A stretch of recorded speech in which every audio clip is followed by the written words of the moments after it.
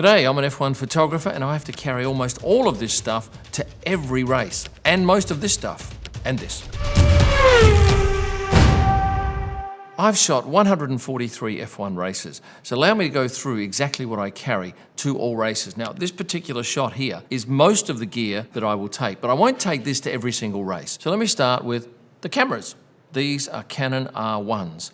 I've only had them since November last year. I did have a test one for a few races and I loved it. How does it differ from the R3? More frames per second, better autofocus, slightly larger. This eyepiece doesn't fall off like it does with the R3. This cover up here on the hot shoe doesn't fall off like it does on the R3. It has a much brighter eyepiece and is all round a better camera. Is it worth changing from an R3 to R1? Arguable. There are minor differences, but it's not the game changer that I hoped it would be, but it is certainly a camera that I love shooting with. I carry a third camera, this is it, an R5 Mark II. I had the R5 Mark I, in fact it's being used right now to video this video, but I primarily use this for video production. But occasionally when I need a bigger picture, let's say I'm doing a panorama shot and I want some super resolution, this is my camera of choice because it has about double the number of megapixels than this one. But I almost always use this for video. I love the way that it automatically locks onto my eye, and it's nowhere near as big as the R1. But I also carry two more cameras that I've primarily used for doing my travel videos. One being this one, an Insta360 X4. It's got two lenses, one that side so I can see that camera, and this side obviously sees me, and you can do some really nifty effects with it. And this Insta-Go 3, a great camera when you don't want an obvious camera. And with this magnet down behind my shirt, I can have that sit there. And the picture's fantastic. Better in bright light than it is in dull, but certainly as a small compact camera, I love this one. That's my 5 camera, well, technically there is another one. My iPhone Pro Max 15 or 16. Great camera and pretty handy because you've always got it on you. Now let's talk lenses. Canon 600mm, top left here, a monster of a lens. F4, really sturdy. That has an EF mount on it, which means you need an adapter ring, which is here. Also, when you shoot with that lens, you must have, well, you don't have to, but it's going to be very uncomfortable without a monopod. This is a Gitzo monopod, lightweight, easy to put up and down. Although I've got to tell you, I always carry a spare one of these things with me because once this rubber thing comes off, you can put it back on, but it's never ever as sturdy again. So I tend to lose a few of those a year. This though is my most popular lens. It's a Canon 100-300. I only got this last year at some point. It's heavy. And previously I would use this 70-200 in the paddock, but this is f2.8 like this one is, except instead of going from 70 to 2, you go from 100 to 300 millimeters. And the picture quality is just glorious. Out on track it's amazing, but also in the paddock I love it. What's that worth? It's quite a lot of money. There are links to all of the equipment in the description below in case you're looking for details. And finally, this is the last of my long lenses that I take. A 100-500. This is a remarkably good value. It's an RF mount, so it goes straight onto my R1s. This is f4.5 to 7.1. And oftentimes when I take this out on track, I think I'd be far better off with a 400mm fixed or a 600. But it always amazes me. It is a brilliant lens for the money. Let's go through some of the other lenses. You can see this is an 8-15mm. This is a fisheye. I don't take it to many races, but certainly you need it at Baku, and it doesn't go astray in Monaco. At Baku, you have the right-hander up in front of the old wall, and you are very close to the cars, and to get them all in, you will need an 8-15. It shoots a circular image when it does a fisheye. This is f4. For something not quite as tight, this 11-24 is amazing, although it is very heavy. And I will typically only take this to a few races per year. And what's happened here, you ask? Well, I was taking this photo down the Lantsalon beach, and the horse actually clipped it with its hoof. I was lucky not to have any damage to the glass, and it too is at f4. What you're looking at here is the 15-35mm RF lens from Canon. I will have that lens on a camera almost all the time in the paddock. And if you ask me what 2 lenses would I take to any race if I could only take 2, these are the 2. 1-300 for long shots, this for wide-angle close-ups. But only taking 2 lenses would mean making a concession at some point. For instance, what happens between 35mm and 100, well, I have a 50mm. But this you can shoot in even darker conditions because it shoots at f1.2. Beautiful lens. Now, before I go into 2 completely bizarre lenses that are very hard to find, I will show you this one, which is a tilt shift 45mm. Most of you, I would suggest, have never seen one of these, and you would look at it and think, why is it not straight? And it doesn't have to be straight. It's a bizarre thing. But if I want to take a shot typically from on high and I want the situation to look quirky, I will use a tilt shift because it allows me to get the focus plane diagonally, straight up and down, across. It's not like a normal lens. Let's say the focal plane is a meter. In other words, everything a meter from the lens is in focus. Everything behind and in front is out of focus. This is completely different, and it often results in what you're looking at appearing almost like a toy or something childlike. Let me tell you about these two lenses. This is a Canon mirror lens, 500 millimeters. This is a Canon 50mm dream lens.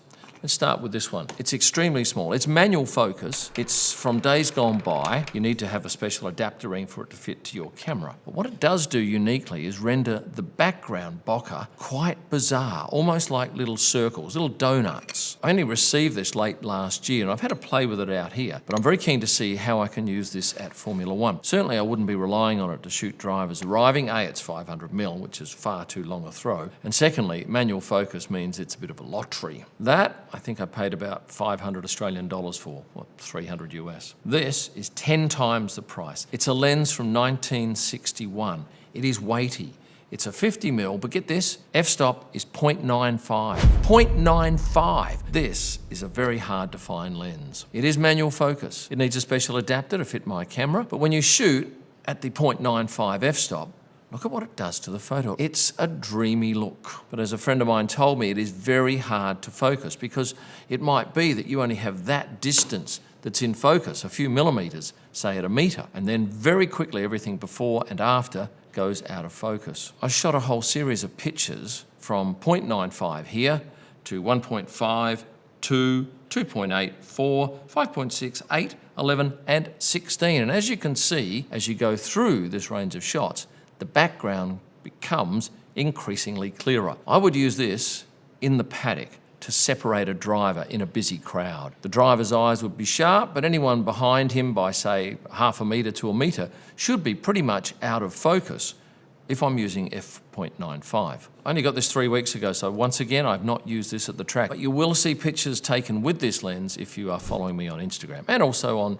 future F1 YouTube videos. So that's a rundown of most of the lenses I will use. Occasionally I'll take a 135, a 500 fixed, or maybe even a 14mm, primarily because that is a small lens and it's easy to get through the holes in the wire. Other stuff you can see here. Yes, I have battery chargers over here for the Canon R1s, for the Canon R5, and my Pro Photo flash. Yes, I take a flash to each race. This is it. Expensive bit of kit, but very bright. This can battle daylight. It has a diffuser on here, which you can take on or off. And this little baby on top of my camera enables me to put the flash away from the camera. And why would I do that? Well, I might want to shade someone's face on one side and light it on the other. I might want to have this further around so it's a completely dramatic look. In order to do that, you need a remote control. While we are on the subject of light, this is what I use for my YouTube videos. This is a Photix panel, small, and I've actually gone and had a diffuser put over the top of it, and there's a gel giving me a slight light orange tinge. Very handy for doing stuff on planes. But I'll tell you, don't ever buy the Lume Cube. I bought one 1.5 years ago. Looks fantastic, worked great, and then it didn't work, and they wouldn't talk to me. I said, oh, no, we're not repairing that. They wouldn't accept the thing back to look at, so I wasted my dough. Don't waste yours. This was much cheaper and hasn't given me an ounce of trouble. Now, bottom right in this picture, I carry a spare iPhone. I also carry a Google Pixel. The Google Pixel I use to upload photos from the camera, but this year, I believe there's been a change to iPhones. It's a technical thing, but I believe I'll be able to transfer my photos from my camera using my iPhone, but I'm taking that just in case. And just next to that is a quad lock phone cover, which I love. Highly durable, whole lot of mounts, and yeah, great bit of kit. Next to that quad lock case, you'll see a whole lot of filters, and they will be anything from a polarizer, which I'll use on bright sunny days to make the colours richer and also to get rid of reflections off windows. There's also some plain UV filters and a Pro Mist filter for giving pictures a bit of a dreamy look straight out of the camera. Let's jump to the left-hand side of the picture. This is a RAM mount, ideal for mounting cameras on windows. This is a suction cap. This is a small rig clamp, and I will typically use this and this with these two cameras, and typically I'll use these not for F1, but for my travel videos. Just below it, black rapid camera straps.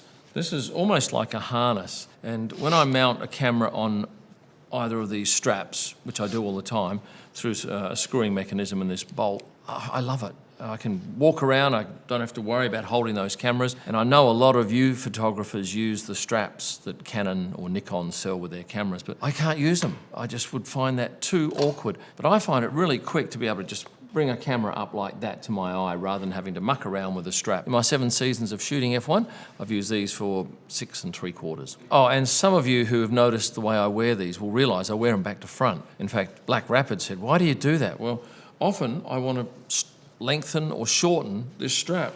So it's easy to do it from the front. It's impossible to do it at the back. You have to go through a whole rigmarole of taking the whole thing off. So that's why I wear them back to front. And this is a blower for cleaning my camera sensors. Let's talk audio now. And a lot of the time I will use Rode radio mics. Sometimes I can get away with just this clipped on here. Other times I'll be using a microphone, a lavalier mic, which I run up my shirt. Another thing with these Rode radio mics is I can actually have 2 of these transmitters, put one on me and say one on another person, and 2 of us can go through the same unit and into the camera. Headphones, I carry 2 with me, AirPods, and a pair of Audio-Technica with a 3.5mm cable. And just below that on this image is a Sennheiser MKE 400 microphone. Now I was using a Rode NTG mic, which was fantastic when it worked. But so often, every 15, 20, 25 takes, the thing wouldn't turn on when you turn the camera on. So I might spend 5 minutes doing a piece to camera, look over at the audio meters and see nothing. It drove me crazy. Now I've sent 2, I bought 3 of these bloody things too.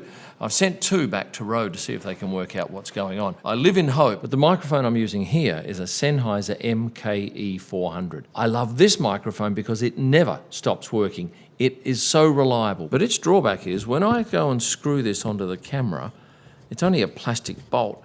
You can screw it till it's just tight, and if you screw it a little bit more, it becomes really loose, and you've got to go through that whole charade again. And so often, I'll be recording clips, and then something will bump, and then bang, it's off. What I need is the reliability of this Sennheiser mic with the strong clipping of the Rode mic. I live in hope. Oh, and one other thing, on the Rode, there is a beautiful USB-C output. So if I want to do voiceover work for my company messages on hold, I can do that very simply by plugging that into my laptop or into my phone. And do I have any other mics? Yes, a Video Mic ME with a windsock that plugs into my phone and allows me super audio quality with pretty darn good video quality too. These are invaluable too, especially when I'm working in the pits. These are custom-made earplugs.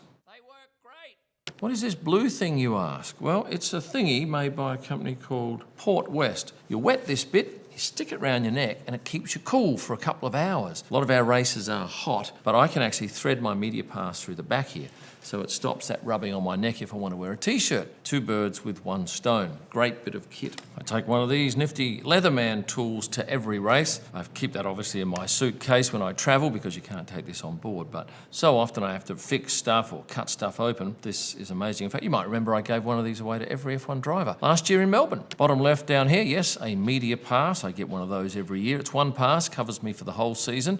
Just got confirmed the other day that my accreditation is okay for season 2025.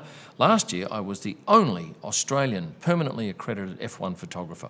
Not this year. There are 2 of us. My son Jace, having done 18 races last year, also scored his permanent F1 accreditation pass. Next to that, a lens cleaning cloth. That's vital. This is a Gorilla Pod, and on top here is a Manfrotto mount for my iPhone, for any phone for that matter. Also good for holding a light, but typically I will take this off, screw my R5 Mark II on, whack on my 15 to 35mm lens, then I whack a microphone on top, and this is what the whole rig looks like when I'm walking around an airport or on a plane. Yeah, it's a bit obvious, but if I don't want to be obvious, as I said before, I'll do something smaller like that, which has got pretty good audio, or that, which is just okay audio. But perhaps my most important piece of equipment outside of a camera and a lens is this. This is brand new. I think it is the top spec of any Mac that they make. The numbers are incredible. The price was crazy, but it means that I can work quickly. And in Formula One, the whole thing is about quick turnaround. I don't have hours to spend on editing pictures, of getting them to an agency, of waiting for programs to load. This has not given me a problem. Admittedly, I've only had it for 2 months, but I'm very confident this has made me more productive. A couple of other things. This cable allows me to plug in a hardwired internet in the media center, which sometimes we get up to 1,000 megabits per second upload speed. It's pretty handy. And then there are 2 hard drives, which I use for backing data up. The one on the right, the silver one, allows me to store up to 8 terabytes of images. And then 2 other things, memory cards down the bottom. I only use Sandisk and the very fastest, and I use a Sandisk card reader, and that's a power supply for the Mac. So is that all I take? Nope. Look at this, there's more. You'll notice there's an Australian power board, and yes, I'll often take one adapter, just mainly for my power supply for the Mac. Then everything else that I need powered, I'll run on Australian plugs and plug this into this and plug this into the wall. Why do I need Hollywood tape? Well, sometimes I want to put a microphone on my chest underneath a shirt, and then I use one of these to attach the rubber thing that's on the back of this microphone to my skin, and that way you don't see the microphone. 2 passports. This is my normal one. This is a concurrent passport. Yes, same country, 2 different numbers. Why? And how do you get one? Well, the why is because I'm away a lot, and oftentimes I'll have to send a passport to, say, an embassy or a consulate for a visa, and that would rule me out of travelling if they had to have it for a week or 2. Whereas if you can convince the government of Australia, which I did, that I need 2 because of that reason, they will give me 2. There is some paperwork you have to fill out, but as long as you've got a case, they're more than happy to give you 2. And of course, if I lose one, I've still got one to get into or out of a country. On the left, you'll see a Think Tank camera bag. This is the largest roller bag that they make that will fit in an overhead locker. Although not all, because some aircraft, particularly Embraers and smaller ones like that, maybe even a Dash 8, they don't have big enough lockers. So then, probably at the gate, I'll have to open that black bag up, take out this foldable bag, put my really valuable camera gear in this, which will typically be a few lenses and my laptop and cameras. Then the bag goes underneath. This goes in an overhead locker. Middle bottom, you'll see one of these mesh bags. These are actually what the black rapid straps come in. And you know what? I love them for all my bits and pieces. Very handy, and you can get a glimpse inside. Next up, a Stream Deck. And if you've seen some of my previous videos, you'll know that I swear by this unit. It allows me to do a whole lot of macros, program them in here, and with the push of a button, instantly do what took me 15, 20, 30 keystrokes even. Most of the time I use this for inserting keywords. So when I take a photo of Charles Leclerc, I need to press the Charles Leclerc button, and automatically some information will go into Lightroom, and that way I don't have to press in multiple keys. I can just tell you this is a game changer. I reckon I do twice the amount of work that I could do without it. And when I forget this, at a track, it just buggers me up deluxe for the day. This is a canvas Think Tank photo bag that I adore, and I tell you, it's so much better than the previous one for one reason. The other one didn't have a wide enough pouch inside, so I had to carry my laptop like that. That's fraught with danger. This one's pretty much the same size, but they've redesigned it so, look at that, my laptop fits inside and it doesn't fall out, and I love that. Elsewhere in this photo, you'll see a couple of photos of me there for passports. I happen to lose one and I need one in an emergency. There's some business cards above it, a whole host of credit cards, and a Singapore employment pass, which gets me in and out of the country. Some marker pens, because I do signed print collaborations with a number of drivers. I always carry those pens. And those 2 green sticky things are for cleaning my sensors on my cameras. Anything else here? Oh yes, some batteries, which are vital. And this little book, what is this? Little letters to say hello. You simply take this out, fold it over like that, write something inside, then stick with one of these little stickers on the back here, and then you've got a letter and you can give it to someone. These are invaluable for thanking people, for getting people's attention, and a nice touch. And finally, wet weather gear, vital for the likes of Spa and Japan, plus many other races. And I include a good umbrella, because quite frankly, I'd rather carry this umbrella than have to put camera covers over the cameras.